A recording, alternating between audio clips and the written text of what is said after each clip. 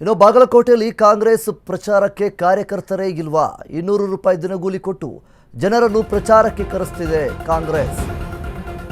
ಬಾಗಲಕೋಟೆಯಲ್ಲಿ ಕಾಂಗ್ರೆಸ್ ಪ್ರಚಾರಕ್ಕೆ ಕಾರ್ಯಕರ್ತರೇ ಇಲ್ವಾ? 200 ರೂಪಾಯಿ ದಿನಗೂಲಿ ಕೊಟ್ಟು ಜನರನ್ನ ಪ್ರಚಾರಕ್ಕೆ ಕರೆಸ್ತಾ ಇದೆ ಕಾಂಗ್ರೆಸ್. ಸಿಎಂ ಸಿದ್ದು ಪ್ರಚಾರದಲ್ಲಿ ಭಾಗಿಯಾಗಿ 200 ರೂಪಾಯಿ ಪಡ್ಕೊಳ್ಳಿ. ಕಾಂಗ್ರೆಸ್ ಪಕ್ಷದ ಪ್ರಚಾರ ಸಭೆಯಲ್ಲಿ ಪಾಲ್ಗೊಂಡವರಿಗೆ 200 ರೂಪಾಯಿ ಪ್ರಚಾರ ಮಾಡಿ ವಾಪಸ್ಸು ಬಂದಾಗ ನಮ್ಮ ವ್ಯಕ್ತಿ ಇರ್ತಾನೆ, ಅವರ ಹತ್ತಿರ 200 ರೂಪಾಯಿ ಪಡೆದುಕೊಂಡು ಹೋಗಿ ಅಂತ ಹೇಳ್ತಾ ಇದ್ದಾರಂತೆ. ಕಮತಗಿಯಲ್ಲಿ ಜನರಿಗೆ ಆಮಿಷ ಒಡ್ಡಿದ ಕೈ ಲೋಕಲ್ ಲೀಡರ್. ಕೈ ಮುಖಂಡ ರಾಮು ಆಮಿಷ ಒಡ್ಡುವ ವಿಡಿಯೋ ವೈರಲ್ ಆಗಿದೆ. ಮತದಾರರಿಗೆ ಆಮಿಷ ಕೊಡ್ತಿದ್ರು ಚುನಾವಣಾಧಿಕಾರಿಗಳು ಸೈಲೆಂಟ್ ಆಗಿರೋದಾದ್ರೂ ಯಾಕೆ? ಇನ್ನು ಬಾಗಲಕೋಟೆ ಕ್ಷೇತ್ರದಲ್ಲಿ ಕಾಂಗ್ರೆಸ್ ಪ್ರಚಾರಕ್ಕೆ ಕಾರ್ಯಕರ್ತರೇ ಇಲ್ವಾ? ಈ ರೀತಿಯಾಗಿ 200 ರೂಪಾಯಿ ದಿನಗೂಲಿ ಕೊಟ್ಟು ಜನರನ್ನ ಪ್ರಚಾರಕ್ಕೆ ಕರೆಸ್ತಾ ಇದೆ ಕಾಂಗ್ರೆಸ್ ಅನ್ನುವಂಥದ್ದನ್ನ ಇಲ್ಲಿ ಕೇಳ್ಪಟ್ಟಿದ್ದೀವಿ. ಸಿಎಂ ಸಿದ್ದು ಪ್ರಚಾರದಲ್ಲಿ ಭಾಗಿಯಾಗಿ 200 ರೂಪಾಯಿನ ನೀವು ಪಡ್ಕೊಳ್ಳಿ. ಕಾಂಗ್ರೆಸ್ ಪಕ್ಷದ ಪ್ರಚಾರ ಈ ಒಂದು ಸಭೆಯಲ್ಲಿ ಪಾಲ್ಗೊಂಡವರಿಗೆ 200 ರೂಪಾಯಿ ಸಿಗುತ್ತೆ.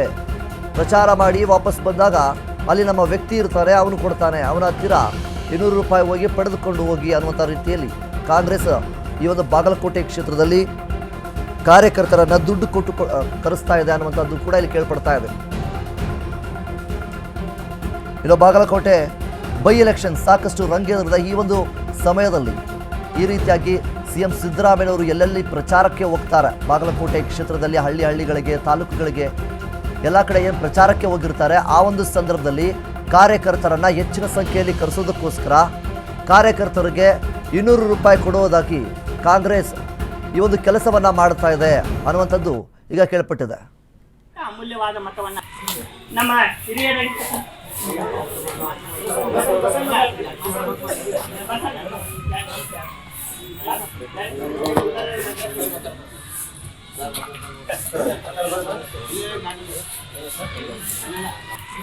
ನಮ್ಮ ಹಿರಿಯರ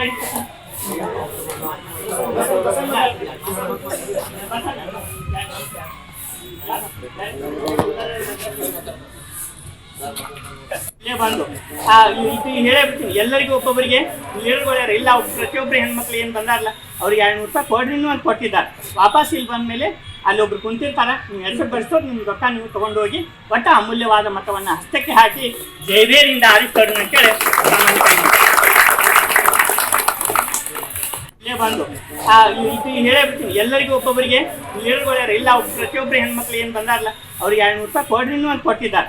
ವಾಪಸ್ ಇಲ್ಲಿ ಬಂದ ಮೇಲೆ ಅಲ್ಲಿ ಒಬ್ರು ಕುಂತಿರ್ತಾರೆ, ನೀವು ಹೆಸರು ಬರೆಸೋದು ನಿಮ್ಮ ರೊಕ್ಕ ನೀವು ತೊಗೊಂಡು ಹೋಗಿ ಒಟ್ಟ ಅಮೂಲ್ಯವಾದ ಬಾಗಲಕೋಟೆ ಕ್ಷೇತ್ರದಲ್ಲಿ ಈ ರೀತಿಯಾಗಿ ಏನು ಕಾಂಗ್ರೆಸ್ ಪಕ್ಷದವರು ಪ್ರಚಾರಕ್ಕೆ ಕರೆಸೋದಕ್ಕೋಸ್ಕರ ಈ ಒಂದು ಸಿಎಂ ಸಿದ್ದರಾಮಯ್ಯವರು ಯಾವಾಗ ಪ್ರಚಾರಕ್ಕೆ ಬರ್ತಾರೆ ಅಲ್ಲಿ ದೊಡ್ಡ ಮಟ್ಟದ ಸಂಖ್ಯೆಯಲ್ಲಿ ಜನರನ್ನು ಕರೆಸೋದಕ್ಕೋಸ್ಕರ, ಕಾರ್ಯಕರ್ತರನ್ನು ಕರೆಸೋದಕ್ಕೋಸ್ಕರ ಈ ರೀತಿಯಾಗಿ 200 ರೂಪಾಯಿಗಳನ್ನು ಕೊಟ್ಟು ಅವರ ಆಮಿಷವನ್ನು ಒಡ್ಡು ಈ ರೀತಿಯಾಗಿ ಅವರು ಕಾರ್ಯಕರ್ತರನ್ನು ಕರೆಸ್ಕೊಳ್ತಾ ಇದ್ದಾರೆ.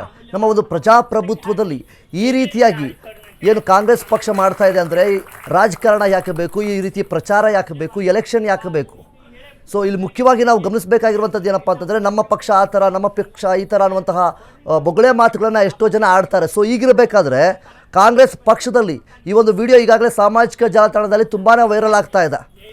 ಯಾರ್ಯಾರೆಲ್ಲ ಪ್ರಚಾರಕ್ಕೆ ಕಾರ್ಯಕರ್ತರಾಗಿ ಬರ್ತಿರೋ ಅವರಿಗೆಲ್ಲ 200 ರೂಪಾಯಿ ಕೊಡ್ತೀವಿ ನಾವು ಅಂತ ಹೇಳ್ತಾ ಇದ್ದಾರೆ. ನಮ್ಮ ವ್ಯಕ್ತಿ ಅಲ್ಲಿರ್ತಾರೆ, ಪ್ರಚಾರದ ನಂತರ ಅವ್ರ ಹತ್ರ ಹೋಗಿ 200 ರೂಪಾಯಿ ಇಸ್ಕೊಂಡು ಹೋಗ್ಬೋದು ನೀವು ಅನ್ನುವಂಥ ನಿಟ್ಟಿನಲ್ಲಿ ಕಾಂಗ್ರೆಸ್ನ ಕಾರ್ಯಕರ್ತರ ಒಬ್ಬರೇ ಒಂದು ವಿಡಿಯೋದಲ್ಲಿ ಮಾತನಾಡಿರೋದನ್ನು ಈಗಾಗಲೇ ನೀವು ಗಮನಿಸ್ತಾ ಇದ್ದೀರಾ. ಸೊ ಈಗಿರಬೇಕಾದ್ರೆ ಎಲ್ಲಿ ಹೋಯಿತು ನಮ್ಮ ಪ್ರಜಾಪ್ರಭುತ್ವ?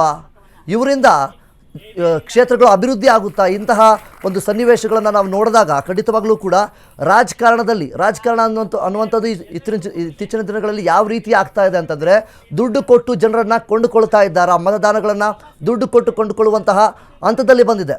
ಹಾಗಾದರೆ ಜನಗಳಿಗೆ ಇಲ್ಲಿ ಹಕ್ಕೇ ಇಲ್ವಾ? ಜನಗಳು ಕೂಡ ಇದಕ್ಕೆ ಯಾಮಾರ್ತಾ ಇದ್ದಾರಾ ಅನ್ನುವಂಥದ್ದು ಕೂಡ ಒಂದು ಕಡೆ ಪ್ರಶ್ನೆ ಆಗುತ್ತೆ.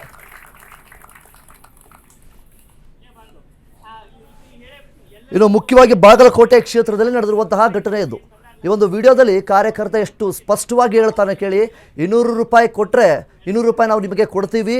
ಸಿಎಂ ಸಿದ್ದರಾಮಯ್ಯನವರಾಗಿರ್ಬೋದು, ನಮ್ಮದು ಕಾಂಗ್ರೆಸ್ ಪಕ್ಷ ಪ್ರಚಾರಕ್ಕೆ ಬಂದಂತಹ ಸಂದರ್ಭದಲ್ಲಿ ನೀವು ಖಂಡಿತವಾಗ್ಲೂ ಕೂಡ ಅಲ್ಲಿಗೆ ಬರಬೇಕು, 200 ರೂಪಾಯಿ ನಿಮಗೆ ಕೊಡ್ತೀವಿ, ದಿನಗಳ ಕಾಲ ಆ ಒಂದು ಪ್ರಚಾರದಲ್ಲಿ ನೀವು ಭಾಗಿಯಾಗಿರಬೇಕು ಕಾರ್ಯಕರ್ತರಾಗಿ, ನಮಗೆ ಹೆಚ್ಚಿನ ಸಂಖ್ಯೆಯಲ್ಲಿ ಜನ ಕಾಣಬೇಕು, ಆ ಒಂದು ನಿಟ್ಟಿನಲ್ಲಿ ಈ ರೀತಿಯಾಗಿ ಅವರು ಮಾಡ್ತಾ ಇದ್ದಾರಂತೆ. ಈ ರೀತಿಯಾಗಿ ಏನು ದುಡ್ಡು ಕೊಟ್ಬಿಟ್ಟು ಜನರನ್ನು ಕರೆಸೋದಾಗಲಿ, ದುಡ್ಡು ಕೊಟ್ಬಿಟ್ಟು ಮತವನ್ನು ಗಳಿಸ್ಕೊಳ್ಳೋದಾಗಲಿ ಮಾಡೋದಾಗಿದ್ದರೆ ರಾಜಕಾರಣ ಯಾಕೆ ಬೇಕು ಇವರಿಗೆಲ್ಲ? ನಮ್ಮ ಒಂದು ಪ್ರಜಾಪ್ರಭುತ್ವದಲ್ಲಿ ಇದಕ್ಕೋಸ್ಕರನೇ ಒಂದು ಕಡೆ ಏನು ಜನಗಳು ಕೂಡ ಹಿಂಜರಿತಾ ಇದ್ದಾರೆ, ಮತ ಹಾಕೋದಕ್ಕೂ ಕೂಡ ಎಷ್ಟೋ ಜನ ಹಿಂಜರಿತಾ ಇದ್ದಾರೆ. ಯಾವ ಪಕ್ಷ ಬಂದರೂ, BJP ಬರಲಿ, ಕಾಂಗ್ರೆಸ್ ಬರಲಿ, ಯಾವ ಪಕ್ಷ ಬಂದರೂ ಕೂಡ ನಮ್ಮ ಸರ್ಕಾರ ಇಲ್ಲಿ ಅಭಿವೃದ್ಧಿ ಆಗಲ್ಲ. ಮುಖ್ಯವಾಗಿ ಅವರವರೇ ವೈಯಕ್ತಿಕವಾಗಿ ಅಭಿವೃದ್ಧಿ ಆಗ್ತಾರೆ ಹೊರತು ಆ ಒಂದು ಕ್ಷೇತ್ರವನ್ನು ಅಭಿವೃದ್ಧಿ ಮಾಡಲ್ಲ ಅನ್ನುವಂಥದ್ದು ಕೂಡ ಕೇಳ್ಪಟ್ಟಿದ್ದೇವೆ.